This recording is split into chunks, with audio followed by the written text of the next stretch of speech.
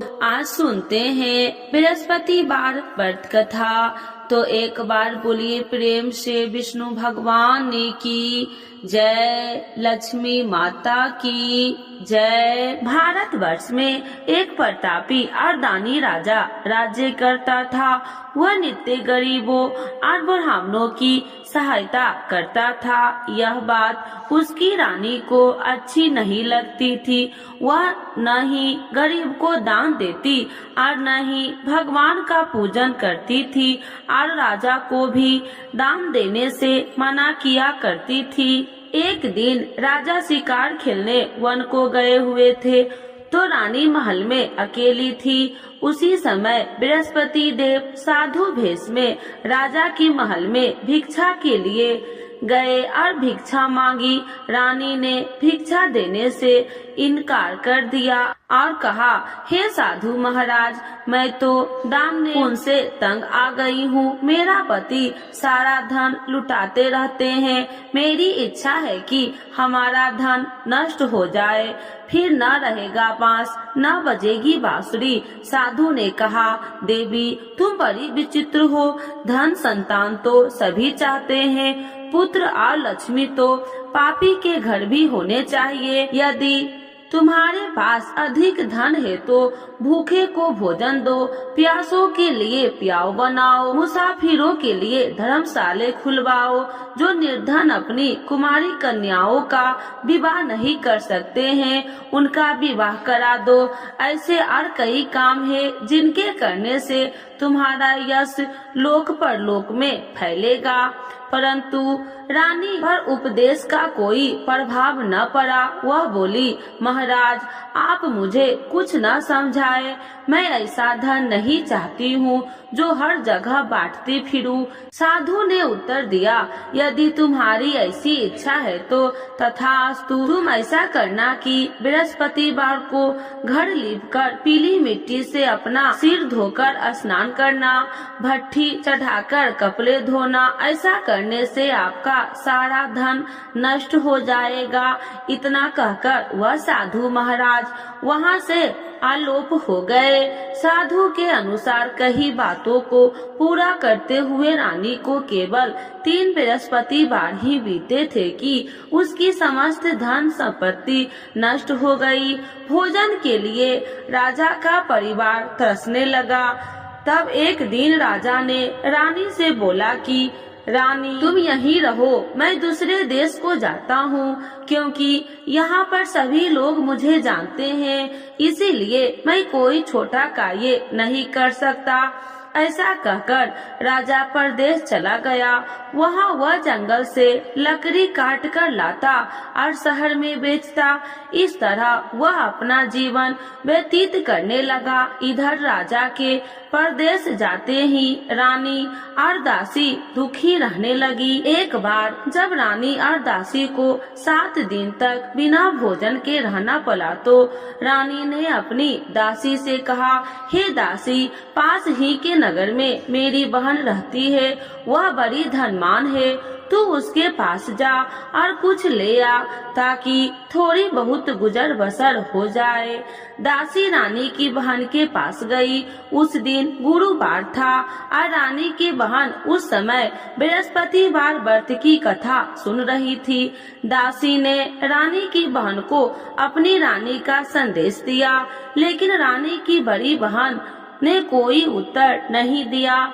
जब दासी को रानी की बहन से कोई उत्तर नहीं मिला तो वह बहुत दुखी हुई और उसे क्रोध भी आया। दासी ने वापस आकर रानी को सारी बात बता दी। सुनकर रानी ने अपने भाग्य को कोसा। उधर रानी की बहन ने सोचा कि मेरी बहन की दासी आई थी, परंतु मैं उनसे नहीं बोली, इससे वह बहुत दुखी हुई होगी। कथा सुनकर और पूजन समाप्त करके वह अपनी बहन के घर आई और कहने लगी, हे बहन, मैं बृहस्पतिवार का व्रत कर रही थी, तुम्हारी दासी मेरे घर आई थी, परंतु जब तक कथा होती है तब तक न तो उठते हैं और न ही बोलते हैं, इसीलिए मैं नहीं बोली। कहो दासी क्यों गई थी? रानी बोली, बहन तुमसे क्या छुपाऊं, हमारे घर में खाने तक को अनाज नहीं है। ऐसा कहते कहते रानी की आंखें भर आई। उसने दासी समेत पिछले 7 दिनों से भूखे रहने तक की बात अपनी बहन को विस्तार पूर्वक सुना दी।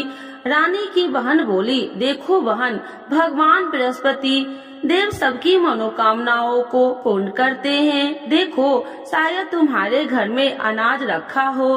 पहले तो रानी को विश्वास नहीं हुआ, पर बहन के आग्रह करने पर उसने अपनी दासी को अंदर भेजा तो उसे सचमुच अनाज से भरा एक घड़ा मिल गया। यह देखकर दासी को बड़ी हैरानी हुई।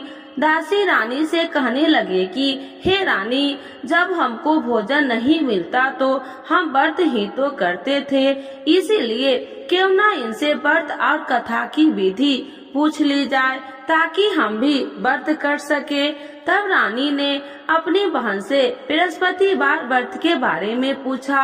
उसकी बहन ने बताया, बृहस्पतिवार के व्रत में चने की दाल और मुनक्के से विष्णु भगवान का केले की जड़ में पूजन करे तथा दीपक जलाए, व्रत कथा सुने और पीला भोजन ही करे। इससे बृहस्पति देव प्रसन्न होते हैं। व्रत और पूजन विधि बताकर रानी की बहन अपने घर को लौट गई। 7 दिन के बाद जब गुरुवार आया तो रानी और दासी ने व्रत रखा। घुड़साल में जाकर चना और गुड़ लेकर आई। फिर उसने केले की जड़ तथा विष्णु भगवान का पूजन किया। अब पीला भोजन कहाँ से लाए, इस बात को लेकर दोनों बहुत दुखी थी, चूँकि उन्होंने व्रत रखा था। इसीलिए बृहस्पति देव उनसे प्रसन्न थे। इसीलिए वे एक साधारण व्यक्ति का रूप धारण कर दोनों थालों में सुंदर पीला भोजन दासी को दे गए। भोजन पाकर दासी प्रसन्न हुई और फिर रानी के साथ मिलकर भोजन ग्रहण किया। के बाद वे सभी गुरुवार को व्रत और पूजन करने लगी। बृहस्पति भगवान की कृपा से उनके पास फिर से धन संपत्ति आ गई, परंतु रानी फिर से पहले की तरह आलस करने लगी। तब दासी बोली, देखो रानी, तुम पहले भी इसी प्रकार आलस करती थी। तुम्हें धन रखने में कष्ट होता था, इस कारण सभी धन नष्ट हो गए और अब भगवान बृहस्पति देव की कृपा से धन मिला है तो तुम्हें फिर से आलस होता है। रानी को समझाते हुए दासी कहती है कि बड़ी मुसीबतों के बाद हमने यह धन पाया है, इसीलिए हमें दान पुण्य करना चाहिए, भूखे मनुष्य को भोजन करवाना चाहिए और धन को शुभ कार्यों में खर्च करना चाहिए, जिससे तुम्हारे कुल का यश बढ़ेगा, स्वर्ग की प्राप्ति होगी, पितृ प्रसन्न होंगे। दासी की बात मानकर रानी अपनी धन शुभ कार्यों में खर्च करने लगी, जिससे पूरे नगर में उसका यश फैलने लगा। एक दिन राजा दुखी होकर जंगल में एक पेड़ के नीचे आसन जमा कर बैठ गया। वह अपनी दशा को याद करके व्याकुल होने लगा। बृहस्पतिवार का दिन था। एकाएक उसने देखा कि निर्जल वन में एक साधु प्रकट हुए। वह साधु भेष में स्वयं बृहस्पति देवता थे। लकड़हारे के सामने आकर बोले, हे लकड़हारे, इस सुनसान जंगल में तू चिंता मग्न क्यों बैठा है? लकड़हारे ने दोनों हाथ जोड़कर प्रणाम किया और उत्तर दिया, महात्मा जी, आप सब कुछ जानते हैं, मैं क्या कहूँ। यह कहकर रोने लगा और साधु को अपनी आत्मिक कथा सुनाई। महात्मा जी ने कहा, तुम्हारी स्त्री ने बृहस्पतिवार के दिन बृहस्पति भगवान का निरादर किया है, जिसके कारण रुष्ट होकर उन्होंने तुम्हारी यह दशा कर दी है। अब तू चिंता को दूर करके मेरे कहने पर चलो तो तुम्हारे सब कष्ट दूर हो जाएंगे और भगवान पहले से भी अधिक संपत्ति देंगे। तुम बृहस्पतिवार के दिन कथा किया करो। 2 पैसों के चने मुनक्के लाकर उसका प्रसाद बनाओ और शुद्ध जल से लोटे में शक्कर मिलाकर अमृत तैयार करो। कथा के पश्चात अपने सारे परिवार और सुनने वाले प्रेमियों के अमृत व प्रसाद बांटकर आप भी ग्रहण करो। ऐसा करने से भगवान तुम्हारी सब मनोकामनाएं पूरी करेंगे। साधु के ऐसे वचन सुनकर लकड़हारा बोला, हे प्रभु, मुझे लकड़ी बेचकर इतना पैसा नहीं मिलता जिससे भोजन के उपरांत कुछ बचा सकूं। मैंने रात्रि में अपनी स्त्री को व्याकुल देखा है। मेरे पास कुछ भी नहीं जिससे मैं उसकी खबर मांगा सकूं। साधु ने कहा, हे लकड़हारे, तुम किसी बात की चिंता मत करो। बृहस्पतिवार के दिन तुम रोजाना की तरह लकड़ियां लेकर शहर को जाओ। तुमको रोज से 2 गुना धन प्राप्त होगा, जिससे तुम भली भांति भोजन कर लोगे तथा बृहस्पति देव की पूजा का सामान भी आ जाएगा। इतना कहकर साधु अंतर ध्यान हो गए। धीरे धीरे समय व्यतीत होने पर फिर वही बृहस्पतिवार का दिन आया। लकड़हारा जंगल से लकड़ियां काटकर किसी शहर में बेचने गया। उसे उस दिन और दिन से अधिक पैसा मिला। राजा ने चना गुड़ आदि लाकर गुरुवार का व्रत किया। उस दिन से उसके सभी कलेश दूर हुए, परंतु जब दोबारा गुरुवार का दिन आया तो बृहस्पतिवार का व्रत करना भूल गया। इस कारण बृहस्पति देव भगवान नाराज हो गए। उस दिन उस नगर के राजा ने विशाल यज्ञ का आयोजन किया तथा शहर में यह घोषणा करा दी कि कोई भी मनुष्य अपने घर में भोजन न बनावे, न आग जलावे। समस्त जनता मेरे यहाँ भोजन करने आवे। इस आज्ञा को जो न मानेगा उसे फांसी की सजा दी जाएगी। इस तरह की घोषणा संपूर्ण नगर में करवा दी गई। राजा की आज्ञा अनुसार शहर के सभी लोग भोजन करने के लिए लकड़हारा कुछ देर से पहुँचा, इसीलिए राजा को उसको अपने साथ घर ले गए और ले जाकर भोजन करा रहे थे तो रानी की दृष्टि उस खूंटी पर पड़ी जिस पर उसका हार लटका हुआ था। वह वहाँ पर दिखाई नहीं दिया। रानी ने निश्चय किया कि मेरा हार इस मनुष्य ने चुरा लिया है।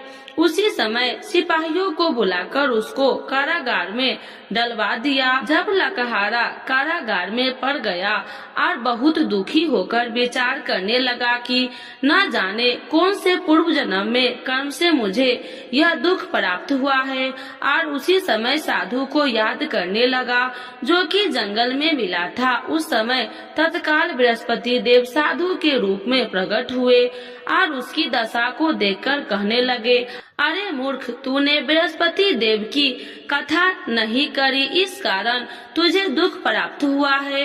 अब चिंता मत कर। बृहस्पतिवार के दिन कारागार के दरवाजे पर 4 पैसे पड़े मिलेंगे। उनसे तू बृहस्पति देव की पूजा करना, तेरे सभी कष्ट दूर हो जाएंगे। बृहस्पतिवार के दिन उसे 4 पैसे मिले। लकड़हारे ने कथा कही। उसी रात्रि को बृहस्पति देव ने उस नगर के राजा को स्वप्न में कहा, हे राजा, तुमने जिस आदमी को कारागार में बंद कर दिया है वह निर्दोष है, वह राजा है, उसे छोड़ देना। रानी का हार उस खूंटी पर लटका है। अगर तू ऐसा नहीं करेगा तो मैं तेरे राज्य को नष्ट कर दूंगा। इस तरह रात्रि में स्वप्न को देखकर राजा प्रातः काल उठा और खूंटी पर हार देकर लकड़हारे को बुलाकर क्षमा मांगी तथा लकड़हारे को योग्य सुंदर वस्त्र आभूषण देकर विदा कर दिया।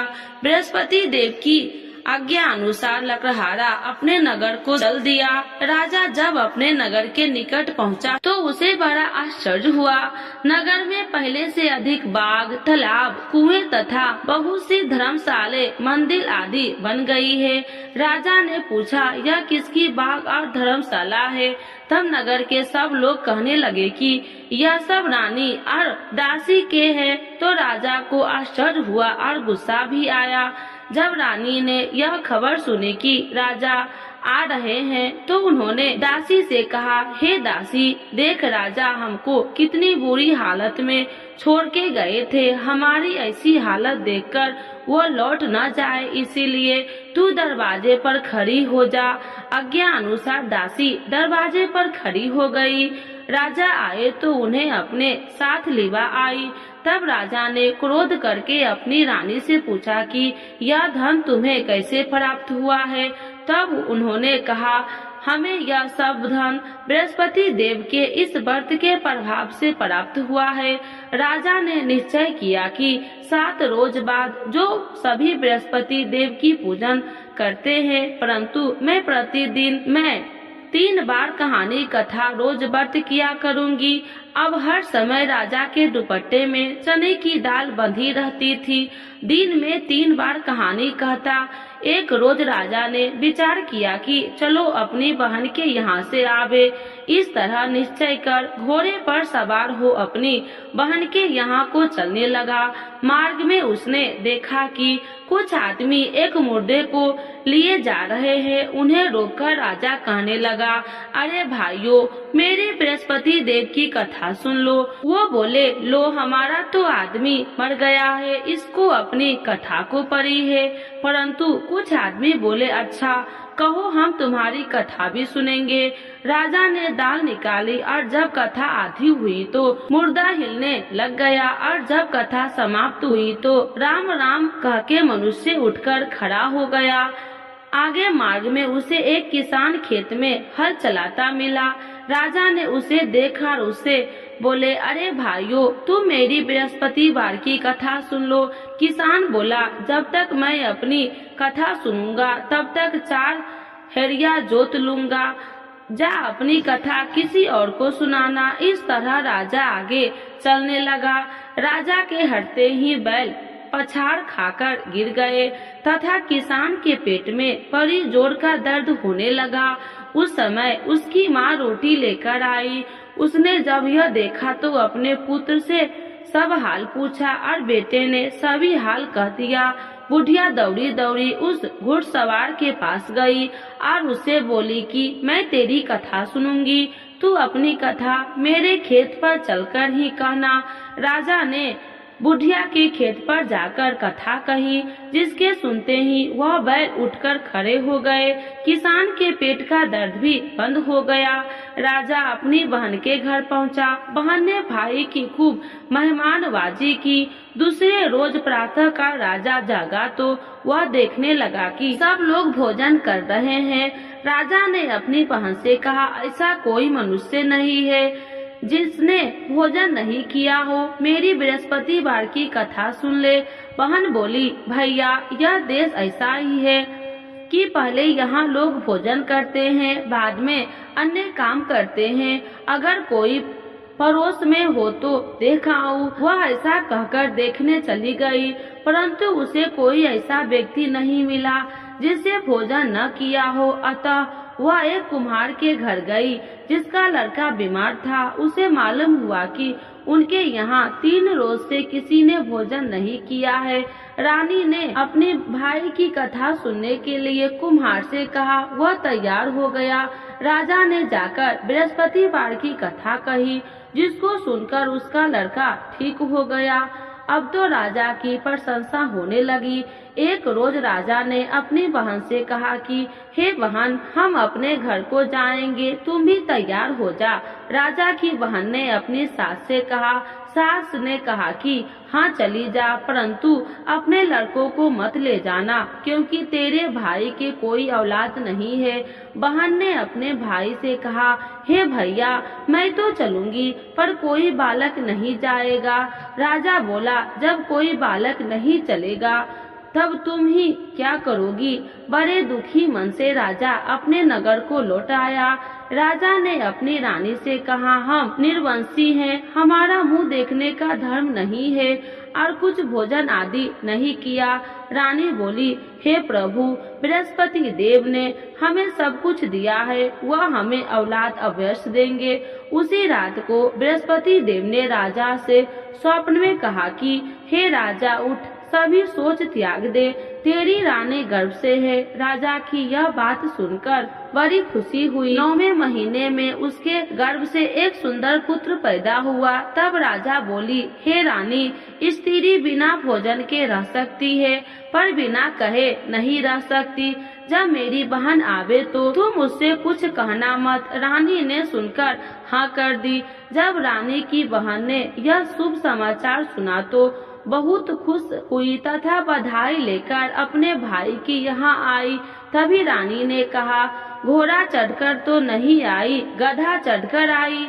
राजा की बहन बोली, भाभी मैं तो इस प्रकार न कहती तो तुम्हें औलाद कैसे मिलती। बृहस्पति देव ऐसे ही है जैसे जिसके मन में कामनाएं हैं सभी को पूर्ण करते हैं। जो श्रद्धा पूर्वक बृहस्पतिवार का व्रत करता है एवं कथा पढ़ता है अथवा सुनता है, दूसरों को सुनाता है, बृहस्पति देव उसकी सभी मनोकामनाओं को पूर्ण करते हैं।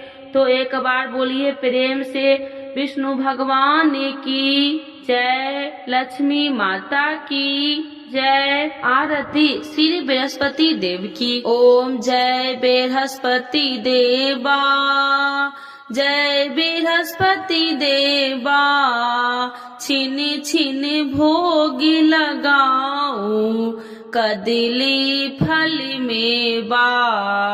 ओम जय बृहस्पति देवा, तुम पूरन परमात्मा, तुम अंतर्यामी, स्वामी तुम अंतर्यामी, जगत पिता जगदीश्वर, जगत पिता जगदीश्वर, तुम सबके स्वामी। ओम जय बृहस्पति देवा, चरणामृत निज निर्मल, सभी पातकी हरिता, स्वामी सभी पातकी हरिता, सकल मनोरथ दायकी, सकल मनोरथ दायकी, कृपा करो भरिता। ओम जय बृहस्पति देवा, तन मन धन अर्पण कर, जो जन शरण पड़े, स्वामी जो जन शरण पड़े, प्रभु प्रकट तब होकर, प्रभु प्रकट तब होकर, आकर द्वार खड़े। ओम जय बृहस्पति देवा, दीन दयाल दया निधि, भक्तन हितकारी, स्वामी भक्तन हितकारी, पापी दोष सब हरिता, पापी दोष सब हरिता, भव बंधन हारी। ओम जय बृहस्पति देवा, सकल मनोरथ दायकी, सब संशय तारो, स्वामी सब संशय तारो, विषय विकार मिटाओ, विषय विकार मिटाओ, संतन सुखकारी। ओम जय बृहस्पति देवा, जो कोई आरती तेरी प्रेम सहित गावे, स्वामी प्रेम सहित गावे, ज्येष्ठानंद बंद सो, ज्येष्ठानंद बंद सो निश्चय पावे। ओम जय बृहस्पति देवा, स्वामी जय बृहस्पति देवा। तो एक बार बोलिए प्रेम से बृहस्पति देवता की जय, विष्णु भगवान की जय, लक्ष्मी माता की जय, सर्व देवी देवताओं की जय।